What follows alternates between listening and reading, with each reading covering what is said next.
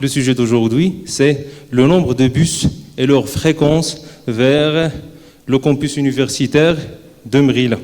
C'est un sujet, comme j'ai dit au début, l'objectif de cette compétition-là, c'est de traiter des thématiques concrètes et de ne pas garder le cours juste dans la salle de classe, mais de le relier à la pratique, ce qui va faciliter, Inch'Allah, l'insertion de ces étudiants dans le marché du travail. Donc sans plus tarder, je passe la parole à mes chers étudiants. Salam alaikum. Bonjour toutes et à tous, mesdames et messieurs, chers professeurs, chers camarades étudiants, qui ici n'ont jamais suspendu en attendant un bus pour rejoindre notre campus, ou calculer anxieusement s'il arriverait alors pour son cours. Ce défi quotidien, nous le connaissons tous. Notre sujet se déroule sur l'analyse et l'amélioration du réseau du bus vers le campus universitaire Mrila. Notre plan de présentation est la suivante. Nous avons découvert ensemble une contextualisation de notre problème, notre solution proposée, et après on va finir avec l'étude sociale et juridique.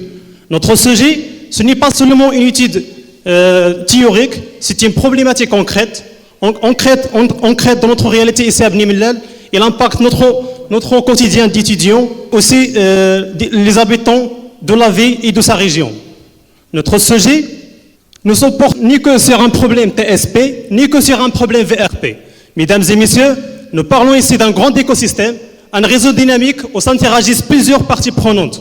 Des étudiants aux heures variées, une entreprise de transport avec ses contraintes opérationnelles, l'infrastructure routière de la ville Bni Mellal qui est très importante, et même des contraintes de la mobilité urbaine. Nous avons choisi tout simplement ce sujet-là pour deux raisons majeures. Les retards fréquents et l'irrégularité, la capacité insuffisante pour transporter tous les étudiants. Donc notre objectif, c'est de résoudre tout simplement ces deux problèmes en minimisant le nombre de bus sur chaque ligne vers notre campus universitaire Mrila. Mais en respectant une condition qui est très très importante. La condition est la suivante. 0,2 mètres carrés pour chaque personne, c'est l'espace de tour d'aile pour se tenir debout. 20 cm, c'est l'espace, ou bien c'est la distance littérale minimale entre deux personnes, ce qui nous donne directement 4 personnes sur chaque mètre carré. Donc nous avons fait la projection sur la réalité. Nous avons pris par exemple le bus de plus grande capacité, de 60 places d'assise. Nous avons trouvé par calcul exactement 30 places debout, ce qui nous donne en final 90 passagers comme capacité maximale. Si on dépasse ce seuil critique, on va tomber directement sur les risques et les problèmes de mouvement de foule. Donc c'est pour cela, je vous laisse avec notre solution qu'on a proposée et je vous laisse avec M. Atman pour l'implémentation de notre solution. Salam alaikum.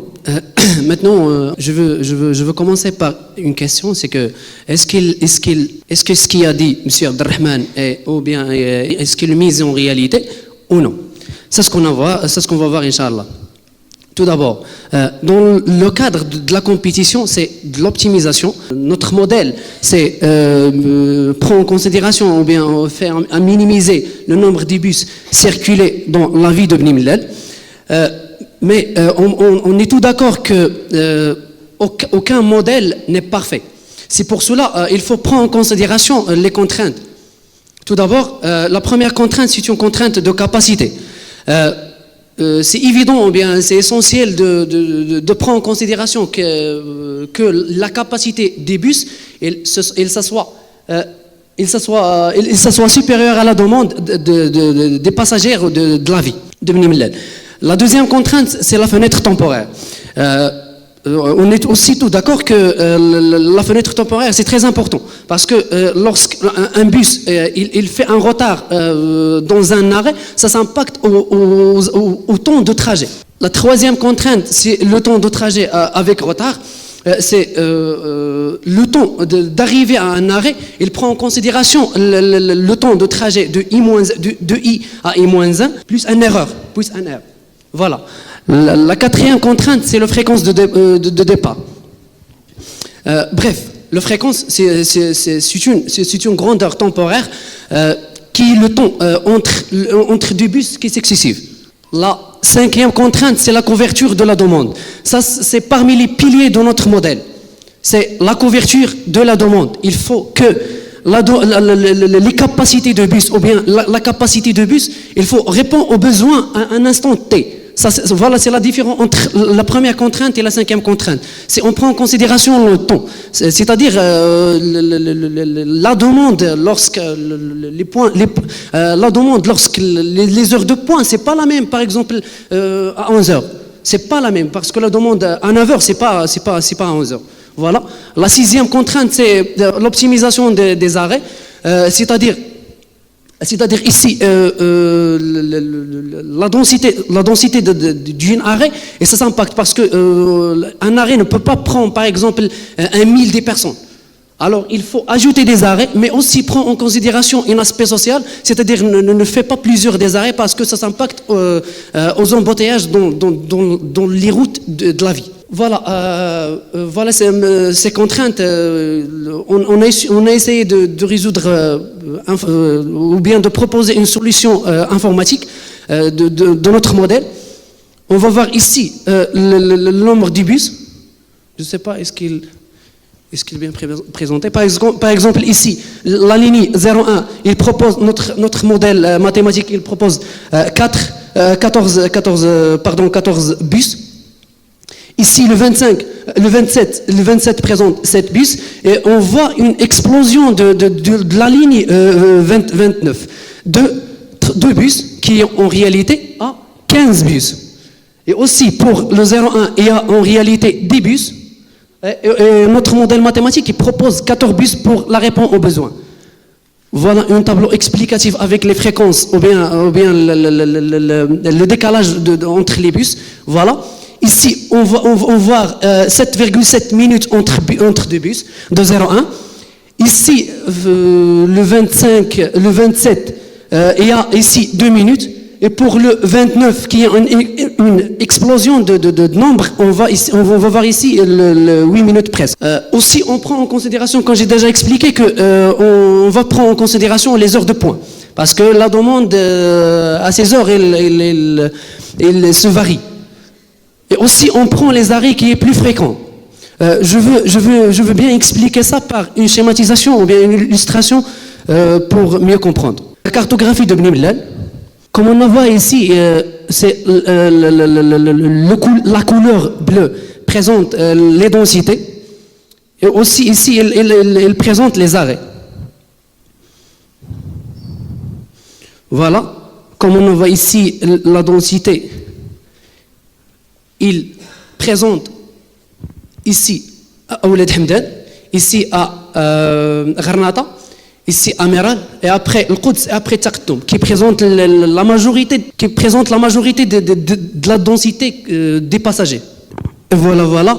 Maintenant, Monsieur Hafez, s'il vous plaît, attaque la partie sociale et juridique. Merci.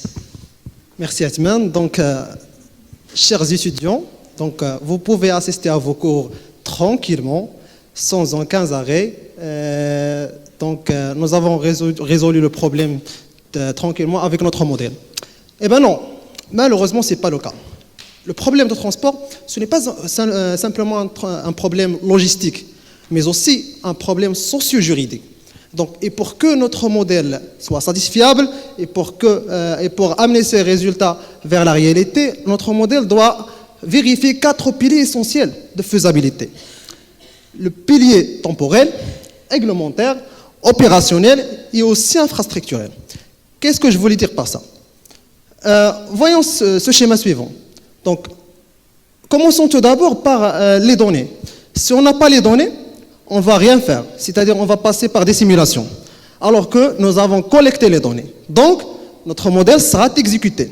Mais les itinéraires ne seront pas optimisés et seulement si les stations sont libres et on a les permissions des autorités. Qu'est-ce qu'on veut dire par ça? Les taxis, vraiment, jouent un rôle très important au niveau du problème social, car ils occupent illégalement les stations de bus. Et ça, c'est un problème majeur car elle va créer des retards, aussi même parfois du blocage du bus. Et parfois même créer des conflits entre les chauffeurs de bus et les chauffeurs de taxi. Et aussi, les autorités imposent une certaine fréquentation précise pour les bus afin d'éviter le blocage. Mais cela ne va pas résoudre le problème car on va aussi tomber dans les retards anticipés. Alors, comment faire? Nous proposons les solutions suivantes. Premièrement, ce sont des solutions juridiques. Alors, les actions de ces solutions juridiques sont en 3 niveaux. Des niveaux à court terme, à moyen terme et à long terme. Commençons par les actions à court terme. On propose un statut dérogatoire et un comité de concentration, c'est-à-dire avec les taxis, entre les taxis et la société en question. On propose aussi pour dégager les arrêts, c'est-à-dire pour libérer les arrêts afin que ne pas créer des retards. On propose aussi des solutions à moyen terme, c'est-à-dire il faut réviser le contrat. Car le problème actuel, c'est que la société Karamabus précisément, elle est dans un piège institutionnel. Comment ça?